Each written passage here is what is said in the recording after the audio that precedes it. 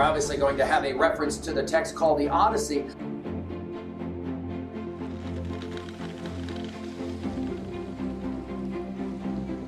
You'll remember that we did that passage from the Odyssey called the Sirens Song, or the Song of the Sirens. These drop-dead gorgeous women who sing to the sailors. They wreck their ships and die on the rocks. Odysseus, remember, had wax put in the ears of all of his sailors,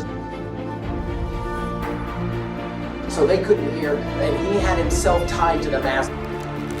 Then he was able to hear the Song of the Sirens. Odysseus is able to have experiences, right, that normal men could not have.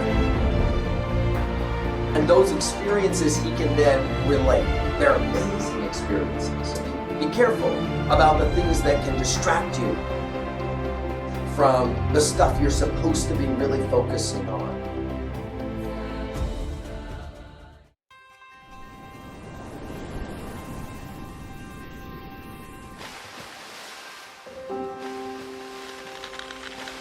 Odysseus had been warned about the sirens.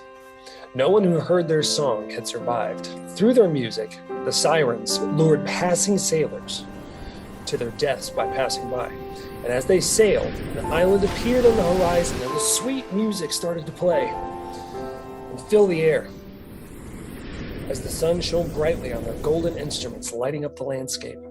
Odysseus knew what he had to do. He mustn't panic. He ordered the sailors to stuff their ears with wax and be ready with the oars. And when he gave the signal, they were to row as fast as they could. Under no circumstances are you to take that wax out of your ears, or else we will all die. What about Odysseus? What would he do? Well, Odysseus was a curious type. He always wanted to explore, and he wanted to be the first man to hear the Song of the Siren and survive. So he ordered his men to strap him in against the mast. That way he couldn't escape. And he said, under no circumstances are you to let me free. The golden harps grew louder, and the singing filled his ears. And Odysseus pleaded with his men to release him so that they could stay and swim closer to those heavenly sounds. But they could not hear him. Around the island could be seen the wrecks of ships and the bones of other men who had tried to get closer to this music. The sirens were beautiful as they sat on the meadow of summer flowers. "Come to us, Odysseus," they called out. The ship sailed beyond the sea until eventually the spell of liberty was broken. Odysseus' men untied him. They unplugged their ears. They had overcome the siren.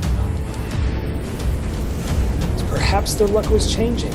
Maybe they would finally get home to Ithaca.